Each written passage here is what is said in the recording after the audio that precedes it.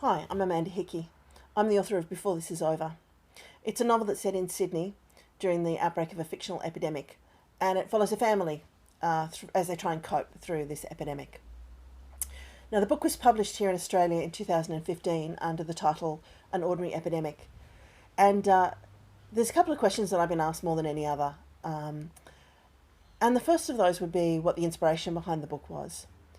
And like, I guess, any novel, lots of things fed into it. But probably the one that was the most influential was that I was living in Ottawa in Canada when the SARS outbreak happened in Toronto in 2003. Toronto's not that far from Ottawa. It's about 4.5 hours drive. And every night on the news, there'd be a story about someone who'd ended up in hospital with suspicious symptoms, or maybe someone who'd died in a nursing home. And we'd all think, it's got to us now. Because we thought it would. It had been in Hong Kong and then it had been in Toronto. We were just down the road. Surely we were going to be next. But the thing that struck me as really odd is that even though we were so certain of this, we all went about our lives just like we normally would. We went to work, we took our kids to school, we went grocery shopping. And I kind of wondered, when would be the right time to panic? How would I know when the right time to panic would be? And what would you have to do to keep your family safe during something like that? And anyway, I put that idea away. I didn't come back to it for quite a few years. And in the intervening years, there have been quite a few, I guess you call them disasters, happen. Things like Hurricane Katrina and Hurricane Sandy, and the blackout in the northeast corner of the United States and Canada. And it started to occur to me that even though we're completely surprised by these things every time they happen and we treat them as completely unpredictable, even though we don't know what is going to happen, they happen all the time. We kind of ought to know they are going to happen. And also about that time, I came across Jonathan Swift's A Journal of the Plague Year, and I started reading that. And I was really interested because in this book that was 300 years old, talking about the Black Death in London, there was this kind of same idea that I've been thinking about, which was going about your ordinary life under those circumstances. And I found some of the things that are really interesting, and they're kind of echoes of it in the book. So some of the minor characters kind of had a really interesting take on how people might behave. And also, in the book, he tracks the progress of the Black Plague through London, through the statistics that are published of the number of dead in each parish.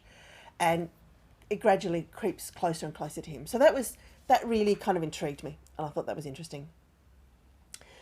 The other thing that I think I've been asked about a lot is the ethical situations in the book. And I've always really been interested in those kind of grey areas where we have to make decisions without really knowing what the outcome of our actions will be. Black and white decisions are kind of easy. If you know what the outcome is going to be, you can make a pretty confident decision. But when it's grey, you have to rely on your principles rather than what the outcome will be. And when we've got time to think about it, we're quite good at that. But put us in a crisis, and I think we usually do pretty badly. I think you look back at history, you can see lots of situations in which we don't behave very well in a crisis. So I wanted to put my characters into some of those situations and just see how they would react, and then see how I felt about it.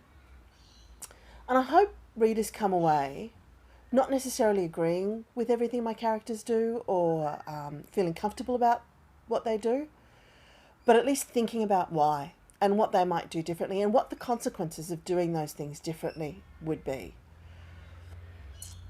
I was also, after I began writing the book, I ended up volunteering with a program that teaches ethics to primary aged or grade school aged kids. And part of what we did was present those kind of scenarios to the kids and get them to work their way through how they would react to them and what the right action would be. It was really interesting to see because they'd always come up with a gut reaction up front. And then we'd encourage them to drill down to their bedrock beliefs and work out what their principles were and why something might be right or wrong. And after the half an hour or so that we spent working on the problem, it was really interesting to see how differently they felt about this thing, which they'd been so certain at the beginning of the class. They knew exactly how they should behave. So I hope there's a little bit of that in the book. Anyway, thanks for your interest in the novel, and I hope you enjoy reading it.